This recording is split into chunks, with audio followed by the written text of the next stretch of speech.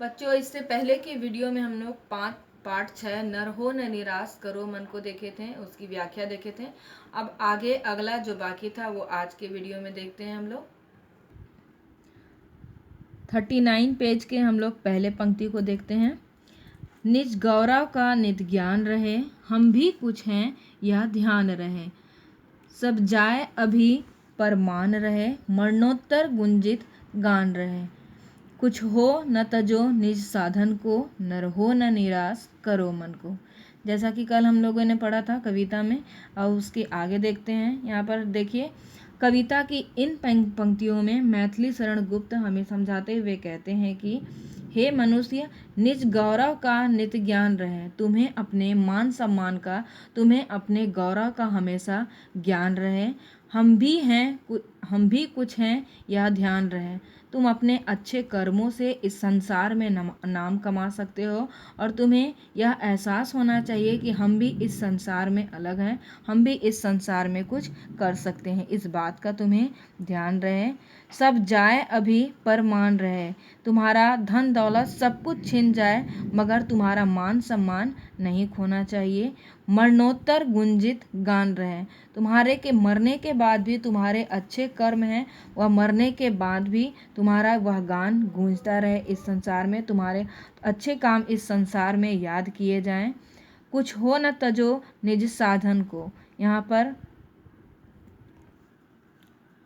कुछ हो न तजो निज साधन को, नर हो न निराश करो मन को।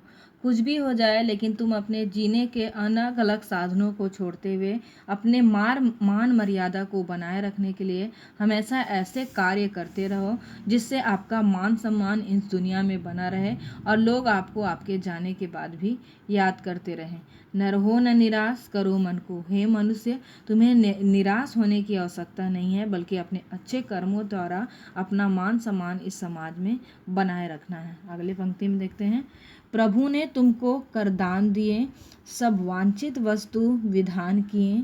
तुम प्राप्त करो उनको न अहो, फिर है किसका वह दोष कहो। समझो न अलभ्य किसी धन को, नर हो न निराश करो मन को। अब इस पंक्ति में हमें मैथिली शरण गुप्त समझाते हुए कहते हैं कि प्रभु ने तुमको कर दान दिए। जैसा कि पता चल रहा है इस लाइन को पढ़ने से ही कि ईश्वर ने हमें कर रूपी अमूल्य धन प्राप्त किया है, हाथ रूपी अमूल्य दान दिया है, सब वांछित वस्तु विधान किए, और इसके बल पे हम सभी अपने जो भी हमारे मन की इच्छाएं हैं, हम अपनी इच्छित वस्तुओं को इसके मदद से सारे वस्तुओं का निर्माण कर सकते हैं। मतलब अपने हाथ के द्वारा एक ऐसा अमूल्य धन है जिसके द्वारा हम हर मुश्किल से मुश्किल कार्य को कर सकते हैं। तुम प्राप्त करो इनको न अहो, फिर है किनका यह दोष कहो। यह कहते हैं कि अगर तुम इसे प्राप्त नहीं कर सकते हो, अगर तुम कोई भी चीज़ को प्राप्त नहीं कर सकते हो और इसके लिए तुम मेहनत नहीं करते हो, फिर है किसका वह दोष कहो। तो फिर बताओ कि तुम बिना कार्य किए किसी चीज़ को कैसे पा सकते हो, और अगर नहीं पा सकते हो तो इसमें किसका दोष है। अर्थात वह हमें समझाना चाहते हैं कि अगर बिना मेहनत के कोई भी कार्य हमें प्राप्त नहीं हो सकता है। इसलिए अगर हम अपने मनवांछित चीज़ को, जो हमारी इच्छा है, उन चीज़ों को अगर हम पा नहीं सकते हैं तो उसमें केवल दोष हमारा है, इसमें किसी और का दोष नहीं है। समझो न अलभ्य किसी धन को, नर हो न निराश करो मन को। वह कहते हैं कि कोई भी कार्य, कोई भी धन पाना, मतलब कोई भी अपनी चीज़ों को प्राप्त करना, ऐच्छिक चीज़ों को प्राप्त करना हमारे लिए कठिन नहीं है। किसी भी धन को पाना हमारे लिए असंभव नहीं है। कार्य अपने मेहनत के द्वारा, परिश्रम के द्वारा हम हर चीज़ को प्राप्त कर सकते हैं। नर हो न निराश करो मन को। हे मनुष्य, तुम्हें निराश होने की ज़रूरत नहीं है, बल्कि मेहनत के द्वारा तुम उसे हर चीज़ को पा सकते हो। अगला है, किस गौरव के तुम योग्य नहीं, कब कौन तुम्हें सुख भोग्य नहीं। जन हो तुम भी जगदीश्वर के, सब हैं जिसके अपने घर के। फिर दुर्लभ क्या उसके मन को, नर हो न निराश करो मन को। यहाँ पर कवि हमें बताना चाहते हैं, किस गौरव के तुम योग्य नहीं, ऐसा कौन सा काम है जिसे आप कर नहीं सकते हो, जो आपके लिए असंभव हो। यहाँ पर समझाना चाहते हैं कि हर चीज़ को हम पा सकते हैं अपने बल, अपने ताकत या अपने मेहनत के बल पर। तो आप कहते हैं कि ऐसा कौन सा गौरव, ऐसा कौन सा कार्य है जिसे हम नहीं कर सकते हैं। कब कौन तुम्हें सुख भोग्य नहीं, ऐसा कौन सा कार्य या ऐसा कौन सा सुख है जिसे हम अपने मेहनत के बल पर नहीं पा सकते हैं, कौन सा सुख है जिसे हम भोग नहीं सकते हैं। जन हो तुम भी जगदीश्वर के, तुम ईश्वर के, जगदीश्वर मतलब जगत के ईश्वर के लिए बोला गया है। तुम इस जगत के जो ईश्वर हैं तुम उसके संतान हो। सब हैं जिसके अपने घर के, जिसके घर में सभी समान हैं। फिर दुर्लभ क्या उसके मन को, नर हो न निराश करो मन को। फिर ऐसा कोई भी कार्य नहीं है, वह ऐसा कोई भी कार्य दुर्लभ नहीं है, असंभव नहीं है जिसे तुम नहीं पा सकते हो। केवल तुम्हारे मन में यह निष्ठा, यह विश्वास होनी चाहिए कि किसी भी कार्य को तुम अपने मेहनत और अपने लगन के बल पर पा सकते हो। इसलिए हे मनुष्य, तुम्हें निराश होने की आवश्यकता नहीं है। अगला पंक्ति देखते हैं।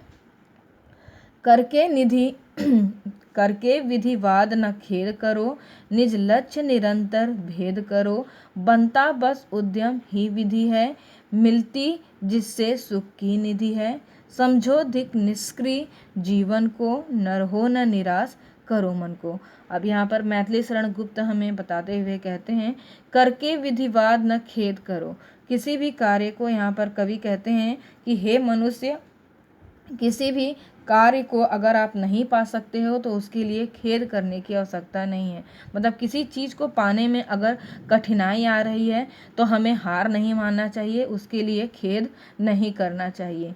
निज लक्ष्य निरंतर भेद करो, तुम लगातार अपने लक्ष्य को पाने के लिए मेहनत और परिश्रम करते रहो। हमें अपने लक्ष्य को पाने के लिए निरंतर परिश्रम करते रहना चाहिए।